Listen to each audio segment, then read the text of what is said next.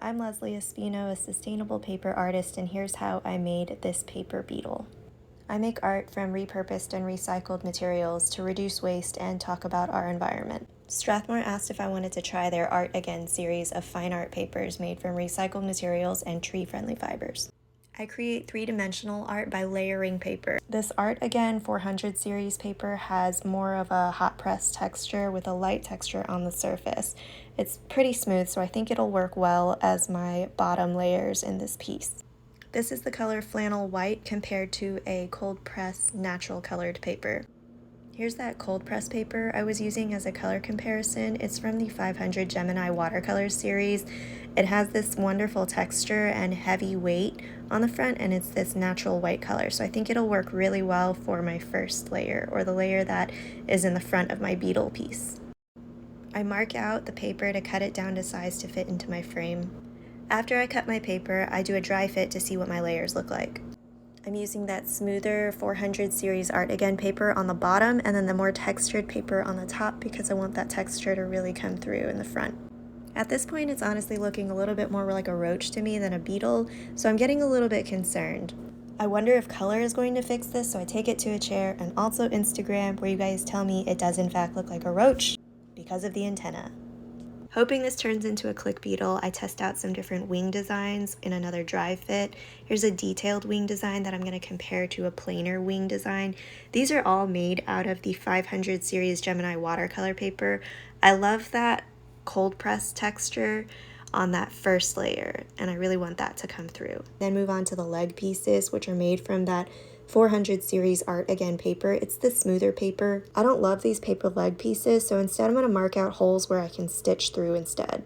Here's a good shot where you can compare the colors of the papers. So that Artagain paper is made from 30% post-consumer fiber, and I was really curious about the color flannel white. Here it is compared to the watercolor paper, which is a natural white.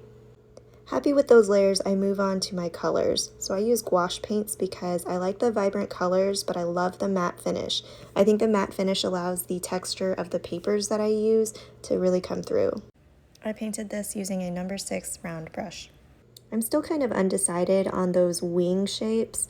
I don't know if I want the plain one or the more detailed one, so I'm going to paint them both and see how they fit in the piece. I wondered how the 400 series Artagain paper would handle wet media like gouache because it's a lighter weight paper at 60 pounds.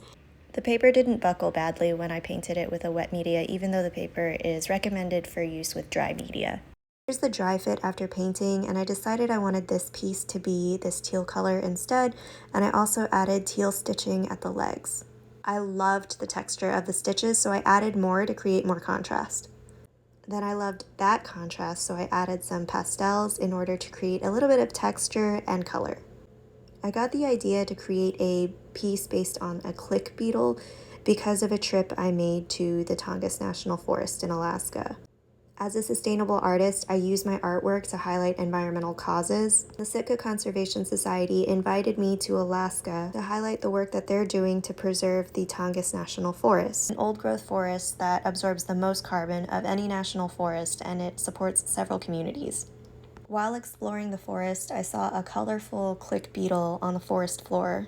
It was a neat example of the incredible biodiversity that the Tongass National Forest supports, from those towering old-growth trees down to the tiniest click beetle. When Strathmore reached out asking if I could create a piece of art using their tree-friendly fine art papers and their recycled fine art papers, I immediately thought of that click beetle because of my experience with the Sitka Conservation Society in the Tongass National Forest. Here's the final piece, and when I turn it in the light, you can see the texture of that paper on the top and also all those layers on the bottom.